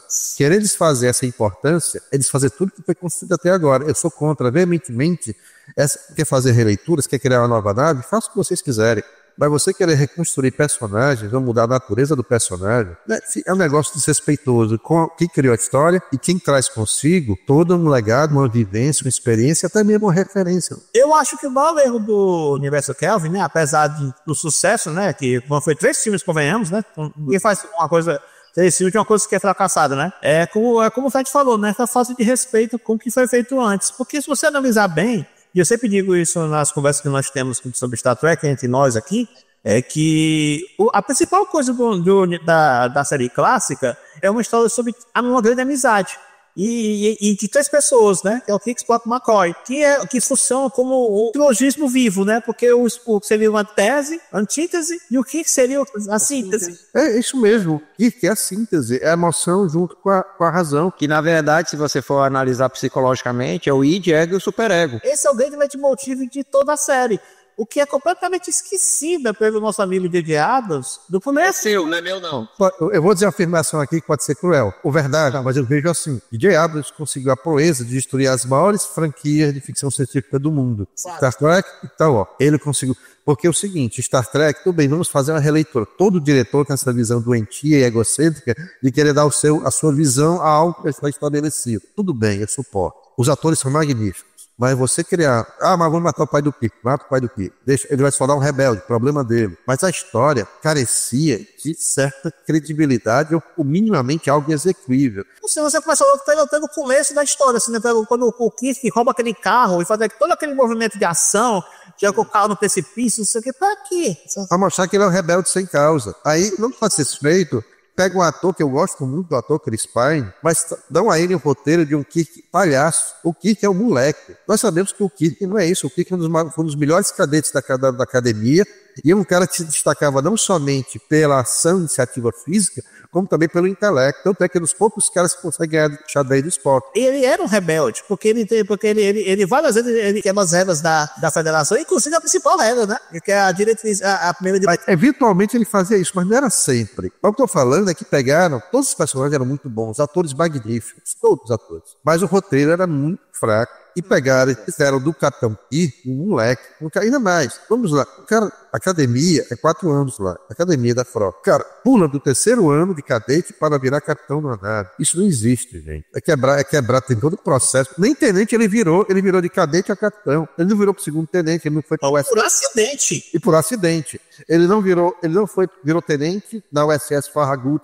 nem foi a Alferes na USS Republic, que tem isso. Eu tenho um livro contando a história do Kirk. E queimou-se etapas, aí depois destruíram o planeta Vulcano. Ao destruir o planeta Vulcano, você quebrou todo um futuro que não vai mais existir ali. Mas é o universo Kelvin, então vamos aceitar, né? Não vamos aceitar. Não vamos aceitar. Respeitado o leitmotiv de Star Trek, a destruição de Vulcano até podia ser, já que era uma coisa alternativa, né? Assim, né? Por exemplo, o Dr. McCoy é apenas um alívio cômico. Porque é o seguinte, ó, a destruição de Vulcano, a única função da destruição de Vulcano lá, naquela história aqui, é porque existe uns termos dentro da narrativa, quando você vai construir história, que é, não, eu tenho que mostrar que o perigo é real, então vou destruir Vulcano, que é aquela coisa que o pessoal já tem um sentimento a respeito daquilo ali, e aí eu vou pegar e trazer a empatia do público para aquele negócio, só que não funciona. Agora, funcionou, por exemplo, que é uma cena que eu achei massa pra caramba, é quando eles vão soltar, eles saltam da nave de paraquedas, e aí tem o Sulu, tem o Kirk e tem um cara lá que tá de camisa vermelha. Quem era da série antiga lá, que conhecia o negócio, entendi. A gente já sabia mas aquilo ali já era esperado, já era uma coisa legal, tal, que você já sabe como é que a coisa vai acontecer. Agora, aquela questão do Vulcano, realmente, ele gastou um capital da história completamente sem sentido. O cara tinha nas mãos a possibilidade de mostrar para as novas gerações, eu quero fazer uma releitura. Então, faz uma releitura, mas preservando toda a característica estética. Galera, você vê o pessoal da Star Trek Continuous, o cara tirou do próprio bolso. Ali, nenhum filme ali foi gravado com dinheiro, foi tudo doação, nada ali. Os atores faziam porque queriam participar, e você vê um respeito, uma qualidade tão profunda, que depois do 2º episódio, quando eu estava assistindo, eu tinha a impressão que eu estava assistindo os episódios da série clássica que eu nunca assisti. Pela representação, pela entonação de voz, pelo contexto musical, pela conduta, pelos roteiros. Era de um respeito, era de uma qualidade, isso tirando o dinheiro do bolso. E o pessoal com zilhões no bolso, da Paramount, não é capaz de fazer um roteiro que agregue, que atenda todo mundo. Esse J.J. Abrams, para mim, esse cara desculpa a expressão, não sei se vai sair no podcast, é um demente, é um cara inútil, é um imbecil. É por isso que começa com J. Uma coisa que ficou na minha cabeça ainda sobre Star Trek. O George Kirk, ele é irmão mais velho, é mais novo do que ele aparece Ele é mais velho. andando ali na estrada, por que ninguém sabe, fugindo de casa por algum motivo. Enquanto os pais dele tem o Kirk no espaço, tá entendendo? Assim, foi... porque assim, o pai era o primeiro imediato da Kelvin, e aí morreu no espaço, a mãe voltou pra terra desgostosa, com o filho no braço, e aí casou com um cara que não viaja, um cara tipo fazendeiro, que tinha um Corvette 1958 ainda, o século XX guardado. Como é que ele conseguiu essa proeza? Eu mal consigo manter meu carro. Mas ele tinha um Corvette 1958, o carro tinha no mínimo que no século 300 anos ali, mas estava funcionando beleza, e aí destruiu um Corvette com 300 anos para dizer que ele era um rebelde. Coisa do Spock, né? Que até que tem uma introdução mais ou menos parecida com o que era antes, né? Mas aí ele toma aquela atitude de jogar o Kirk naquela lua de Vulcano. As coincidências roteirísticas, que é o que acontece, né, em episódio 7, né? Que a Ray e o Finn estão fugindo. Eles, por acaso, viram na esquina e acham a Millennium Falcon, assim, do nada, do sopa, né? É como eu tô falando, as coisas do J.J. Abrams, elas só funcionam pela metade. Ali você tá acompanhando a Ray, tá acompanhando a Finn, e elas acabam se encontrando negócio. Se fosse o Harrison Ford, se fosse o Chewbacca, do nada, encontrando aquela nave ali assim, do nada, aí eu ficava calado. Mas ali é o seguinte, é um personagem novo que se debate com aquele negócio. Aquilo ali tá tranquilo. Mas ali o filme do episódio 7, que a gente já tá mudando de assunto aqui, só funciona até o momento que ela encontra a Millennium Falcon. Da Millennium Falcon pra diante, você pode ver que o filme não presta. Por quê? Porque ele tava. A coisa do J.J. Abrams ele quer subverter aquelas coisas antigas e não funciona. No episódio. Ele é o diretor de momentos, né? Tem que ter um clímax, né, de ação, e passa por outro episódio de ação Tudo bem, mas aí você pega os filmes dele, cara. Pega as séries dele, pega todas. Não tem um negócio que não siga esse padrão. Ele tem aquele problema que ele sabe fazer a premissa, sabe criar o hype, mas na hora de concluir a história é decepcionante. Você vai pegar... Não, cara, Missão Impossível foi interessante. Qual? Missão Impossível. Missão Impossível. O 3, pra mim, foi o pior que tem. Ele consegue ser pior do que o 2. Agora, a partir do 4 em diante, que ele só passou a ser produtor, ele só cuidava da coisa, que não é mais ele que é o diretor, não é mais ele que mexe no roteiro. O Missão Impossível 4, 5, 6, 7 são melhores. Agora o 3, cara, eu tava vendo ali, não era o Ethan Hunt. O 3, ele era o Alias, só que na pele do Tom Cruise. Mas a série, mas é que tá, é que estabeleceu que a série seria depois, né? Seria o Alias esticado, assim. Todos os atores daquele jeito. Eu acho o 3 muito interessante, sim. Eu acho que ele tem seus pequenos acertos, né? Eu vou dizer que ele acertou desse, na minha opinião, sabe? Não, eu não acho que ele acertou ali, não. Aquele outro, Super 8 também, a mesma coisa. Ele vai bem. Homenagem que ninguém pediu ao Spielberg, né? Mas só funciona até a metade, até o acidente do trem. Dali, por exemplo, apesar de não ter sido direção dele, mas a conceito todo, Cloverfield eu acho bacana. Sabe qual é o problema? É o mesmo, o Cloverfield 1, ele é ruim que não tem jeito.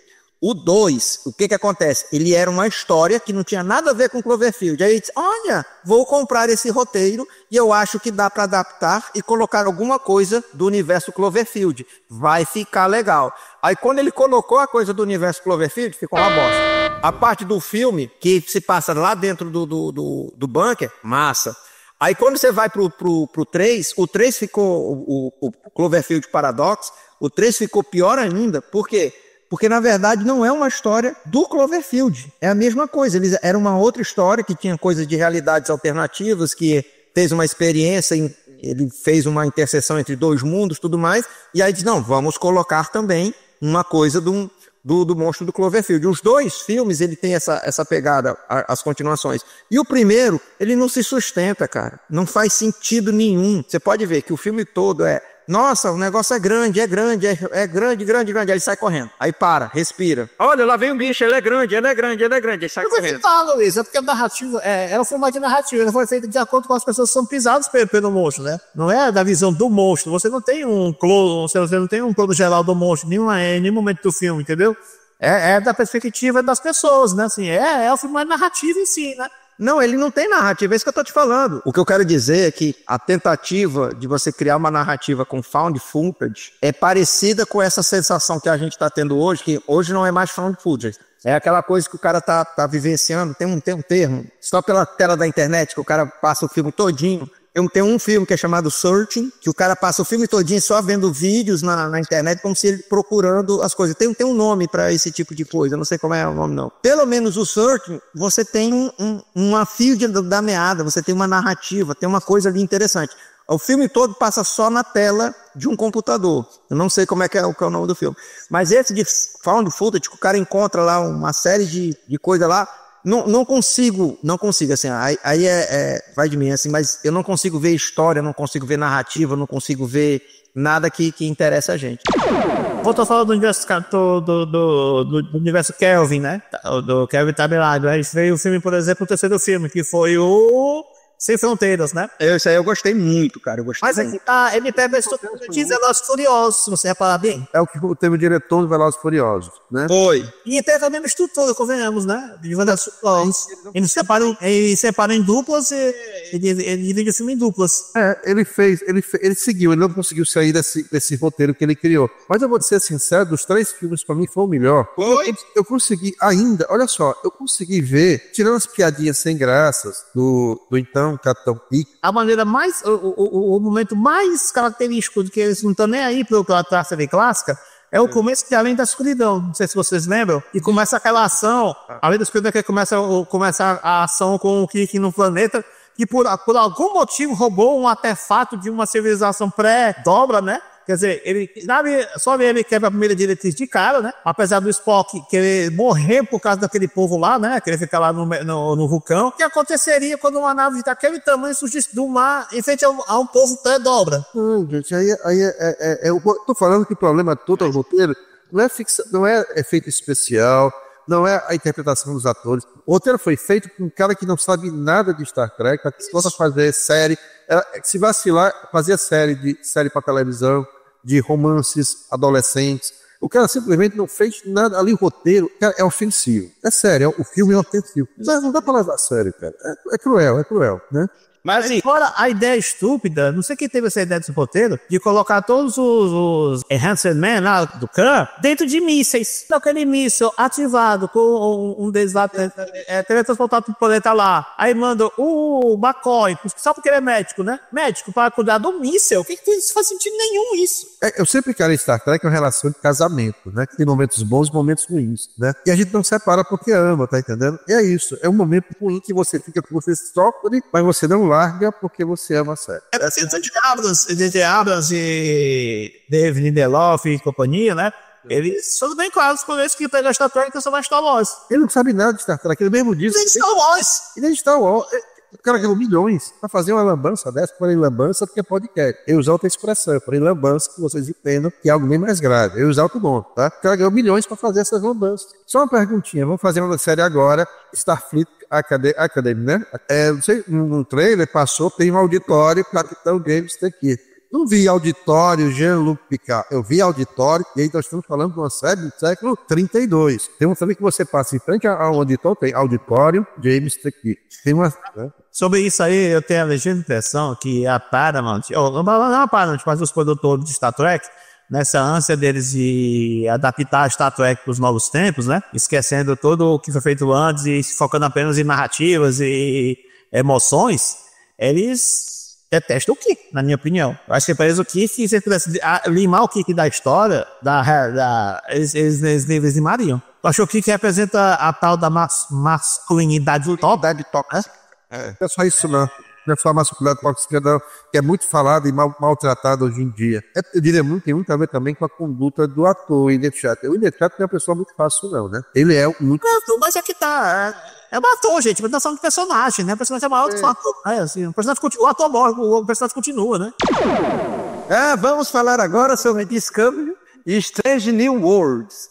Discovery explora bastante o universo espelho e até sugere a existência de universos paralelos próprios dentro do seu arco narrativo.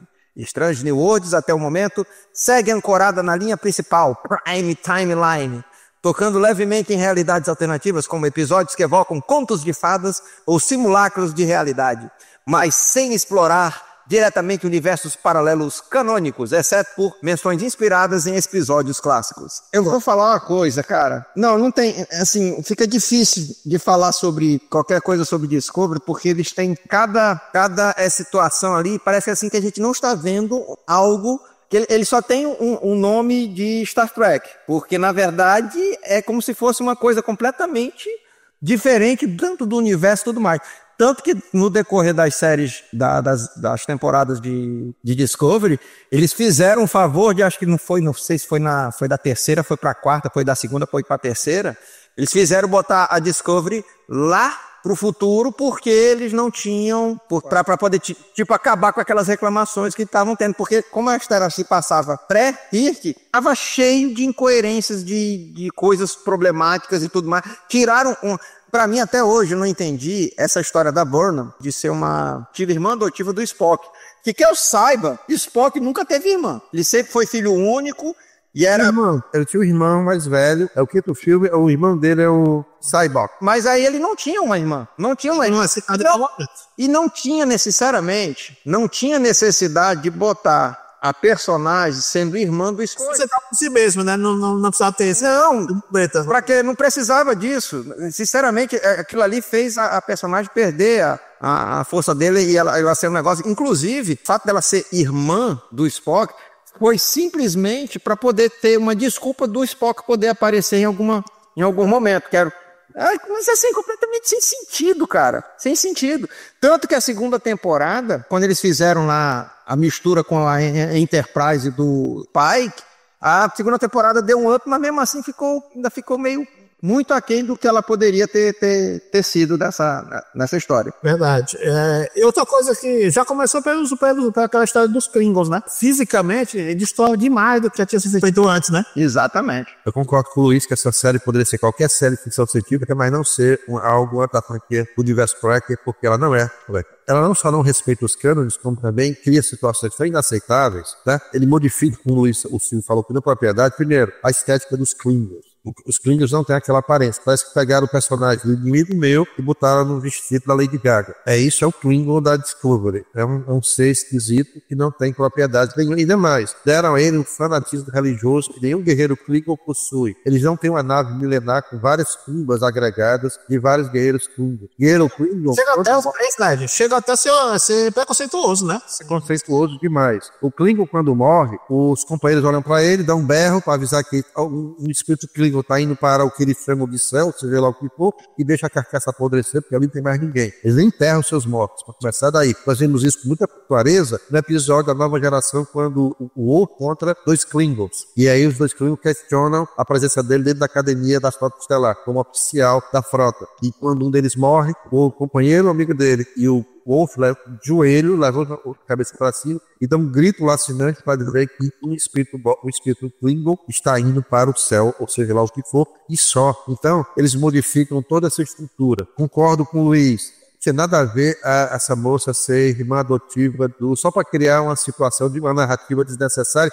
E o que é pior, transformaram o Sarek basicamente num guerreiro Jedi, né? Porque ele consegue falar com a Michael. Ele nunca fez isso com o filho biológico, mas ele faz com a Michael. Ele se apresenta para ela e eles conversam à distância de forma telepática. Eu nunca soube que o Vulcano tinha essa capacidade. Muito menos um ser humano poderia assimilar isso, mas ele fala e ela também. Há uma conversa. No primeiro episódio que eu pensei que estava assistindo Star Wars, né? Ele aparece para ela e troca uma ideia e tal. Outra coisa. A solução do Sarek para acabar com a nave Klingon é destruir, porque eles já fizeram isso no passado. Todo mundo sabe que os vulcanos são pacifistas. Eles preferem morrer a começar um embate que para eles é desnecessário. Nenhuma nave vulcana iria destruir outra nave com a nave Klingon, tá? De maneira espontânea. Foi o que eles fizeram. Ou seja, eu vou ser bem sincero para vocês. Eu comprei os DVDs. Acho que eu não tenho pouco. Eu tenho todas as franquias que eu não assisti. Eu só assisti até o início da segunda temporada. Eu não tive mais saúde para assistir, porque cada episódio para mim era uma afronta. E olha que o universo Kelvin foi uma afronta. Mas Discovery não foi uma afronta, foi heresia. Chega a ser herética. E tão ruim que é. E sem contar aquela moça chorando em cada episódio. É um negócio desagradável. Então, assim, sem querer parecer tóxico, tá, pessoal? Que eu não sou, por favor. É um negócio desagradável, aquela moça que quer ser capitão chorando todo dia. E outra coisa, que nave é aquela? Se a Enterprise era top de linha, não capitânia, como é que a Discovery tinha um sistema de propulsão totalmente avançado? Nem no século 24 soube falar utilizar dimensões. Drive. Era um negócio pelos esporos. Eles não faziam, não tinha dobra, eles não passavam pelo espaço. Era interdimensional, gente. Aquilo ali nem no século 24. Agora, assim, fazendo assim, eles tiveram o cuidado que eles explicaram lá que aquilo ali tudo ia ser apagado dos arquivos da história da frota e que nunca vai ter sido ouvido falar da Discovery, porque eles foram para o futuro para não dar possibilidade para que a entidade pudesse crescer e não sei o que, e saber das coisas, porque tinha um lance lá da... Enfim... botaram uma discussão que é a mesma putaria que fizeram com Star Wars, dizendo lá que não, apague a memória do C3PO, do R2D2, porque eles não podem saber das coisas.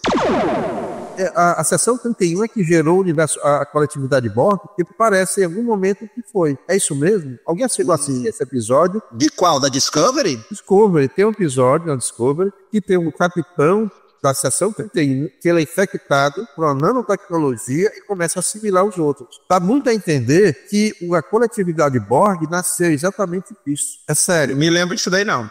Eles não assistiram. Vocês têm que assistir. Eu fico me perguntando quais são as outras heresias. Foram quantas temporadas dessas problemáticas? Foram 5, né? Eu só assisti até a segunda, mais ou menos na segunda ou início da terceira, que aparece esse capitão que é derrotado pela Imperatriz. E era outra coisa, falando sobre os Gorns, né?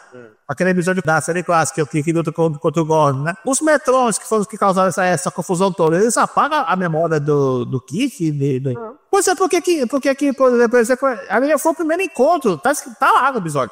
É o primeiro encontro da Federação com os Gorns, né? Assim, tete a tete, né? É isso que eu tô falando. E os roteiros estão sendo feitos por pessoas que não conhecem nada de Star Trek. Poderiam ter pelo menos uma certa seriedade ou compromisso e chamar os fãs. Eu falo disso porque teve aquele episódio recente de Strange Worlds, que a navegadora de novo é usada pelos metrões, e ela conhece aquele Gorn lá e tal. E é um dos episódios, apesar de ser muito elogiado pelas pessoas, mas são os piores episódios já feitos sobre. Porque eu nunca vi o roteiro botar na boca da pessoa tudo que tá acontecendo na tela, né? O cara, ele sobe na pedra. Nossa, você subiu, ela explica, você subiu numa pedra. Ah, agora você tá fazendo tal coisa. Ela fala tudo que tá acontecendo na tela. Aquele Metron apagou a memória dela daquele encontro com aquele Gorn, não apagou o passado dela, porque a família dela formou. Mas os Gorns, eles já eram Gorns. Lembra daquela automoça que a família dela foi toda contaminada? É isso que eu tô falando. Teve aquela tenente, né? Que essa mulher não adianta apagar a memória da pagar se nós temos um passado de violência que já existe na própria. Aí você volta para esse episódio do que é o primeiro encontro deles, né? Chutaram o pau do barraca, chutaram buscando. É por isso que muita gente acha que, apesar de não estar sendo, nunca é dito pelos produtores, que Discovery Strange Worlds é um universo paralelo. Eu não duvidaria, apesar de... Meu Deus do céu, não, peraí. Não, Olha, eu gosto da série de Strange Worlds, eu gosto do pai, eu gosto do personagem que foi criado, eu gosto. Ele não é o Jeffrey Hunter. O Jeffrey Hunter tinha outra pegada. Esse Capitão Pike é cozinheiro, beleza, tá ali cozinhando, gosta de estar na cozinha, não quer fazer outra coisa da vida, não quer cozinhar, andar de cavalo. É completamente diferente do Christopher Pike que aparece no live. Ele é. O outro lado tinha uma pegada meio Kirk, também cansado de guerra, se perguntando se estava ali, porque o Kirk questionava isso, mas ele estava cansado. O Kirk tinha uma devoção pela Enterprise que era única, né? E que o salvou de muitas coisas. Tanto é que ele não se apegava a ninguém. O Kirk, nos anos 60, ele não se apegava, não é porque era canalha, não. Ele tinha uma devoção tão grande à Enterprise que ele não conseguia se permitir ter vida pessoal. O Pike também tinha uma pegada mais ou menos essa. E eles eram muito parecidos. Já o Pike do Russell Moon, ele é muito legal, eu gosto. Eu não acho ruim, não. A nave é legal, os atores são legais, roteiro peca. Principalmente aquele roteiro que uma vez teve, vai ser Bollywood, né? Eles passaram um filme todo cantando, né? Mas até esse episódio eu suportei. Tem outras suspensões de crença, né? Aquele episódio onde o médico assistente dele, né? Que é a Chapéu. Eles matam o embaixador Klingon, né? Tá tudo de boa, né? Assim, matou o embaixador Klingon, mas tá tudo de boa. Você vê que o passado do médico, ele não era só médico, ele era um soldado, ele era um assassino da frota. Outra coisa que estão fazendo também é porque tiraram, nem inconsciência não, mas a série clássica, eu diria para você que também a nova geração havia uma certa visão de pureza. Tinha erros, claro, equívocos. Nós somos seres humanos, somos corruptíveis. Isso aí é inquestionável. Mas a presença da seção 31, que surgiu ainda no Deep Space Nine, ela meio que sujou, manchou um pouco a reputação da frota, porque ainda existe uma espécie de órgão funcionalizado para fazer as sujeiras que a frota não quer que saiba. Mas de repente, viu, Fred, talvez toda a sociedade tenha seu, quer queira, quer não, precise de um instituto de espionagem, né? Porque você está falando da federação, tudo bem, a federação todo mundo é amiguinho, todo mundo está bem.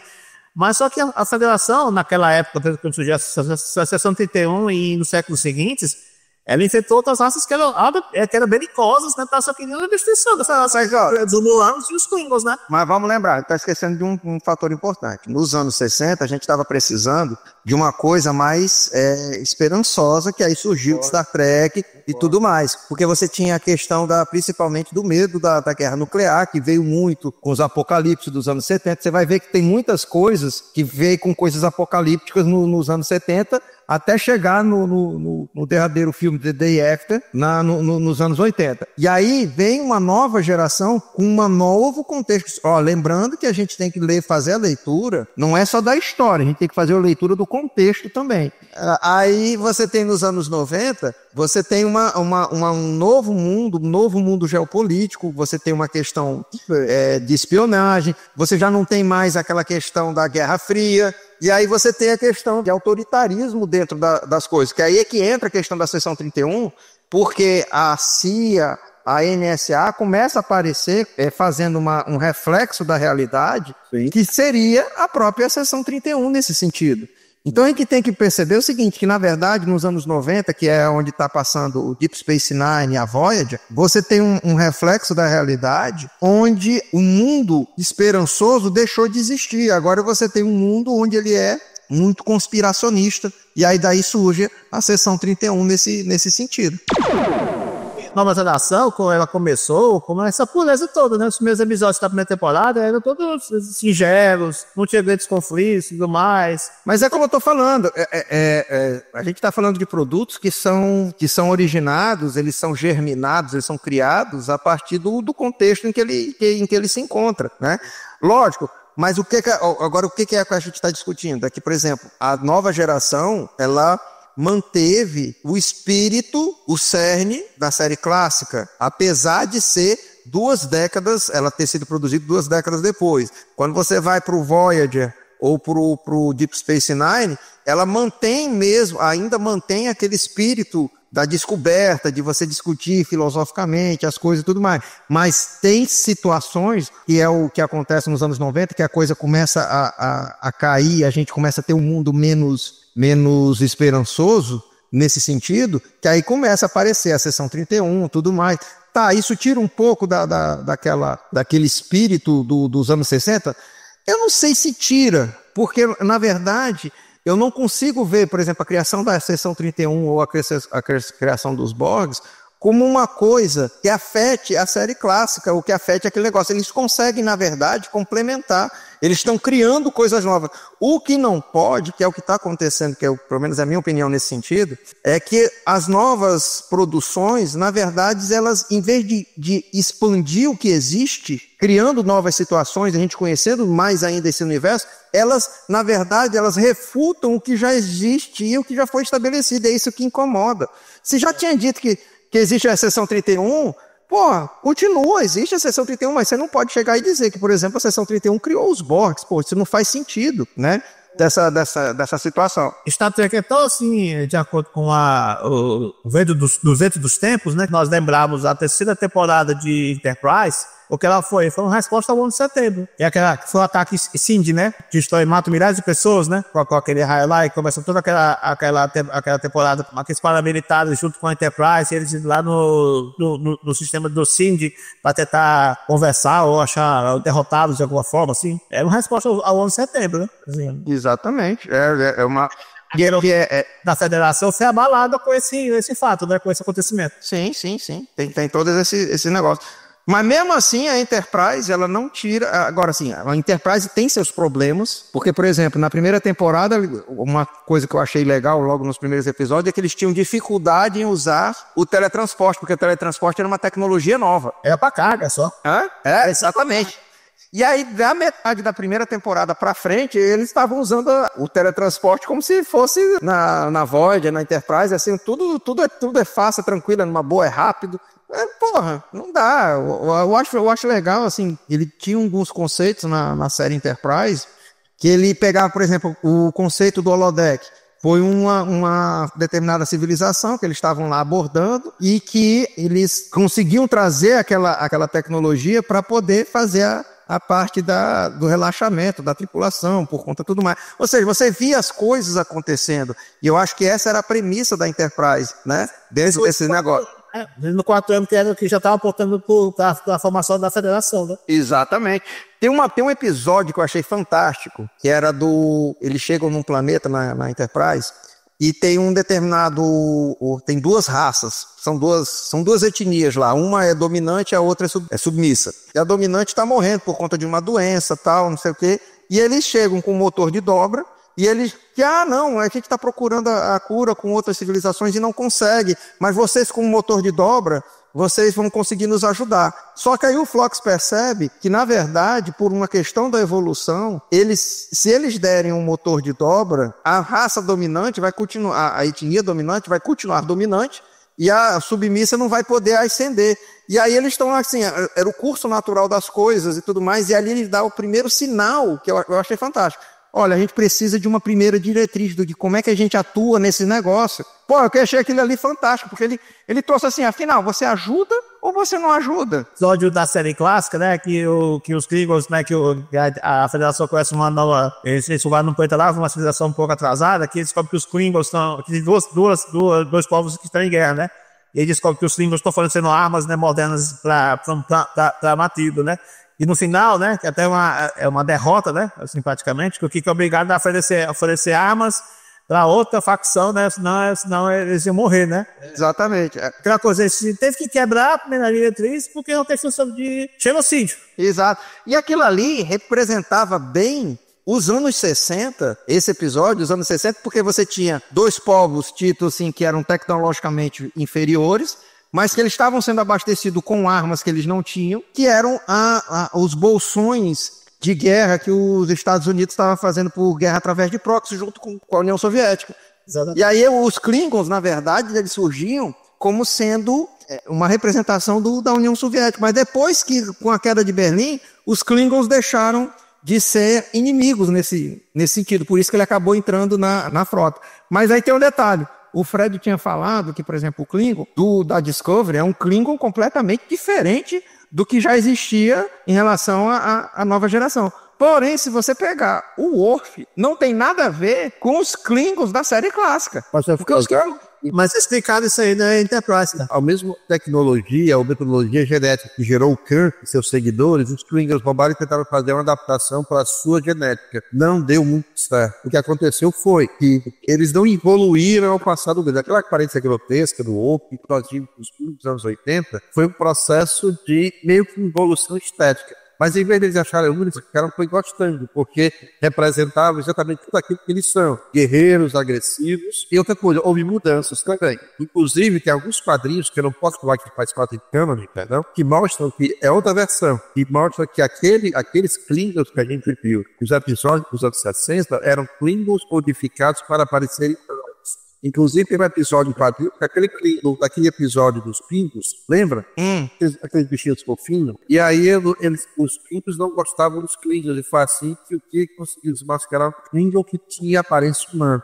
E aí, nesses quadrinhos, o que aconteceu com esse Klingon? Ele foi relegado, ele foi ridicularizado pelos seus pares. Ele tinha uma aparência humana sem ser. Ele era Klingon, mas ninguém o via como Klingon. Então, ele foi meio grão pária da sociedade Klingon. Mas ainda assim é aceitável. O que não é aceitável é fazerem com tanto desespero, aparentemente, né? Tanta dedicação, fazer um episódio da Discovery e criar um episódio totalmente diferente, com uma cultura totalmente diferenciada. Até as naves eram diferentes. Eu vejo ali, vou colocar os respeitos. Sem contar os outros episódios que eu cheguei a assistir. Primeiro, os episódios pareciam ser qualquer coisa. E no episódio do Star Trek. Mas é que a gente falou sobre isso, não vale a pena mais citar, não. Discovery é uma série que é passável, totalmente dispensável. Eu tenho na minha coleção, que estou comprando os DVDs, porque, enfim, tem que estar lá na coleção, mas eu não tenho intenção de assistir da série. É muito ruim, é desrespeitosa. Afinal de contas, é um universo paralelo ou não? Porque esse é o único motivo de eu trazer essa série na casa. Eu nem sei o que é. Se é paralelo, se é antimatéria, se é... Mas fica tão diferente assim, até visualmente diferente, que não dá pra encaixar. Eu acho que aquilo ali foi um som ruim, um pesadelo ruim. Mas engraçado, é desesperado não, pra mim é. Vamos lá, tem um episódio final da Lower Decks, onde o SS Cerritos está tentando caçar fissuras entre as bolhas de realidade. E ela e uma nave Klingon adentram dentro de um campo de êxtase, ou êxtase não, mas um campo de atuação dessas bolhas de realidade. E as ondas, né, vão passando, e toda vez que uma dessas ondas pega na nave, na USS Cerritos, e pega na nave Klingon, eles se modificam. Tem hora que a nave, a USS Cerritos, que é a classe Califórnia, né, se torna outra classe da Enterprise. Tem uma condição legal na nave Enterprise, a nave Klingon, que olha essas ondas de realidade, transpassam a nave, e o Klingon, que tem um visual que nós conhecemos, o clássico, que é aquela testa proeminente, os cabelos longos, ele se modifica e fica aparecendo o Klingon da USS Discovery. Então, se nós estamos falando de realidades alternativas, esse episódio, Lower Deck, que é o último episódio daqui da temporada, já fala para nós que o universo da Discovery é um universo alternativo. E se na série do Pike, da New Strange Worlds, nós temos ciência da irmã do Spock, então esse episódio, essa série também do Pike, é também de universo paralelo, do mesmo universo alternativo ou paralelo, do mesmo universo da Discovery. A gente vai tentar fazer uma tradição em que a gente vai indicar algumas coisas que a gente esteja assistindo, ou que esteja querendo assistir, ou que esteja lendo alguma coisa assim, com relação à ficção científica. Não necessariamente hoje foi só basicamente Star Trek, mas a gente pretende falar sobre outras coisas. Vai lá, Fred. Working. Pessoal, boa noite a todos. Primeiro, muito obrigado por ter nos aturado. Espero que vocês gostem. Esse é só o primeiro programa, haverá outros. Também haverão outros podcasts onde eu teria a presença e o privilégio de ter essas duas figuras que manjam muito, são científicos e desse universo que nós gostamos, do fantástico, do sobrenatural, né? E, primeiro, como sugestão, tem um livro que eu li há alguns anos. Na verdade, eu li a trilogia, mas ele tem, são 7 livros. No Brasil chegou a primeira trilogia há uns anos atrás, há uns 10 anos atrás. Chegou agora aos outros 3 e ainda pode chegar ao 7º episódio. Se chama A Guerra do Velho. Não sei se vocês ouviram falar. É pura ficção científica. É muito bom. Eu li o livro, ele é dessa espessura, mas eu li o primeiro livro, eu li numa tarde. Eu não conseguia me desgrudar do livro. É pura ficção científica, a mais pura, a mais ficção raiz que você possa imaginar. Tá? Tem referências a Star Trek, tem referências a Star Wars, tem referência a grandes filmes de ficção científica. Então, para quem gosta, é pra ter. E em termos de série que eu estou assistindo atualmente, eu estou sem tempo, mas tem um que eu assistido, que amanhã vai ser outro episódio, que é de puro terror, porque eu gosto muito do universo do Stephen King. É Welcome to the Derry, é Bem-vindo a Derry, que é a cidade fictícia onde vive o It, a coisa. Se passa muitas décadas antes dos episódios dos 2 filmes, que trouxeram esse universo, mas é uma série que não dá descanso. Né? Não espere uma coisa amena, ela não é amena, tá? Ela é carga pesada. Logo no primeiro episódio você já chega com você na voadora sobre It. É uma série que eu aconselho para quem gosta da leitura de Stephen King, e ele nessa série fizeram vários vínculos a outros contos, como por exemplo, nós temos figuras dessa série que você encontra no filme Iluminado, né? No livro, no conto Iluminado que Stephen King escreveu nos anos 70. Então, pessoal, vale a pena assistir, pelo menos eu tenho gostado muito. Pessoal, muito obrigado. Vida longa e próspera a todos. Espero que vocês tenham gostado. As minhas dicas primeiro é um vídeo que está no YouTube, não vídeo não, um documentário que está no YouTube, né? Inclusive quem disponibilizou no próprio Google, ele fala Google DeepMind, né? Ele fala do surgimento e da ascensão dessa empresa que atua nesse momento, né? No mundo, a DeepMind. Chama-se The Thinking Game, que fala sobre o surgimento dessa empresa DeepMind e seu principal projeto, né, que é criar uma IA geral, né, que ela responda a problemas reais da humanidade. Não seja apenas aquela IA que nós usamos no dia a dia, que só responde coisas, resolve nossos problemas simples, né? Eles querem uma IA que resolva desde o tunelamento de proteínas até o homem chegar a Marte, por exemplo, né? Resolver problemas. E é fácil esse documentário porque mostra-se com todo o processo que eles usaram para não treinar a IA, porque ela não funciona dessa maneira, ela funciona por tentativa e erro, ela aprende quase por si própria, né? Começou desde eles usando jogos de computador, né? O Pong. Eles não disseram como jogavam o Pong, né? Que é aquele antigo jogo do Atari. A própria DeepMind aprendeu o que tinha que fazer, entendeu? E até mesmo passando pelo jogo Go, né, que dizem que é um dos jogos mais difíceis de se aprender no mundo, né, até mais do que o xadrez.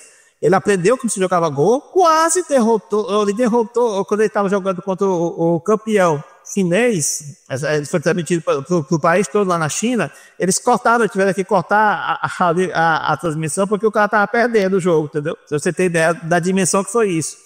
Ensinando até jogar o StarCraft, né? Você só jogar jogos, né? Vocês pensam, né? Mas não, vai muito além disso, né? Porque ele aprendeu por si próprio, entendeu? A questão é essa, ele aprendeu por si próprio a jogar isso. E também chegar até o ponto de resolver um problema de química mais difícil da biologia química que existia, que era o enrolamento de proteínas, né? Existia até um grande prêmio mundial para quem conseguisse decifrar esse mistério, e eles conseguiram. Quer dizer, quero até o Nobel, pra você ter ideia. O Nobel de Química foi para eles. É fascinante esse documentário e tá no YouTube, né? The Think Game. A minha segunda dica é uma série de livros, né? Que agora está saindo o 3º livro, né? Mas começou com a série Hyperion, do Dan Simmons, que continua no Ivaquera de Hyperion, né? Que basicamente a história se fecha assim no segundo livro. O 3º livro é uma continuação que se passa muitas décadas depois, né, que foi sabe pelos acontecimentos que acontecem no final do segundo livro, que é uma série fantástica que recomendo bastante, né, fala de um futuro muito distante, que nós temos portais que praticamente assim, a distância de uma caminhada você está em outro sistema solar a milhares de anos-luz. Mas, ao mesmo tempo, isso traz certos problemas na sociedade, né, e surgimento, né, de um paradoxo, né, que é no planeta Hyperion, que é onde surge um ser lá que ele consegue distorcer o tempo, né, assim, que se torna assim, o principal alvo dessas conspirações todas que eu não vou contar Vocês têm que ler o livro, mas esses 2 livros que eu li até agora são muito bons e recomendo bastante. Hyperion e aquele Hyperion, do Don Simmons. Essas são minhas duas dicas e foi um prazer estar com vocês todos hoje. Espero que esse projeto vingue e nós temos muito mais assuntos para discutir. Opa, valeu. Como dica que eu tenho em termos de livro atualmente, tem uma série que apareceu na Apple TV que se chama Matéria Escura. Ainda não tive a oportunidade de assistir, mas eu li o livro, e o livro do Blake Crouch é muito bom. É um livro assim, daqueles que a gente começa a ler e não consegue parar. É muito, muito bom, muito interessante esse livro. Como série, tem uma série de ficção científica chinesa chamada O Mar da Tranquilidade. Também é bom a gente assistir, também ter contato com essas produções audiovisuais orientais, que elas têm uma outra pegada, ela tem um outro sentido, assim, e eu gostei muito da forma como ela foi feita, assim, ela é bem interessante, ela vai paulatinamente acompanhando você, até você descobrir qual é o real problema que tem. Eu não vou falar mais para não dar mais spoiler, mas assim, é muito bom, eu gostei muito dessa série. Falei de livro, falei de série, de filmes, eu assisti recentemente Predador Badlands, gostei muito, não sei se tem muita gente que está falando mal, que não sei o que e tal, mas eu gostei muito do Predador Badlands, porque ele traz uma visão do ponto de vista do predador, e é bem interessante esse tipo de coisa, e ele já traz um conceito de que o universo Alien é do mesmo universo do Predador, então tem essa pegada bastante interessante. E tem também o filme do Sobrevivente, a nova releitura. São 2 visões completamente diferentes, uma daquele filme do Schwarzenegger e outra esse com Glenn Powell. As 2 são bem interessantes, eu gostei, as 2 são muito boas, o princípio básico é o mesmo, mas são 2 filmes relativamente diferentes e eu me encantei, eu gostei das 2 versões. É isso, espero que a gente tenha podido entreter a nossa audiência, espero que tenha sido útil, espero que tenha sido construtivo todas essas nossas conversas, até todos esses nossos debates. Eu não acho que a gente deva ficar somente no Star Trek, mas Star Trek acaba sendo proeminente. Eu espero que o Fred fale de outras coisas além do Kirk. É isso, não. A gente perde o amigo, mas não perde a piada. Mas é isso, assim, espero que vocês estejam realmente gostando. Coloque aí as suas sugestões de pauta, suas sugestões, indiquem livros, séries. Eu diria, inclusive, não só séries e livros para a gente ler, a gente tem que também ver coisas nacionais e ficar com coisas, e acompanhar também coisas antigas, que é importante a gente ver coisas que são mais clássicas, e o clássico que eu estou lendo hoje é O Mundo Perdido, de Arthur Conan Doyle, que fala sobre uma expedição para o centro da Amazônia, onde eles encontram dinossauros. Então, assim, é um livro do início do século XX, para vocês verem como é que a ficção científica ela já vem trabalhando. Então, eu acho assim, interessante esses tipos de coisas, e tragam sugestões para a gente ficar sabendo, porque o mundo é vasto, o universo é fantástico e a gente não tem como abarcar o mundo com as pernas, com os braços, mas fazendo essa comunidade aqui, um ajudando o outro, um indicando ao outro, a gente vai construindo. É isso, esse foi o nosso primeiro Word Speed, certo? E eu espero que vocês tenham gostado. Um abraço, pessoal, e até a próxima. Até mais, pessoal. Abraço.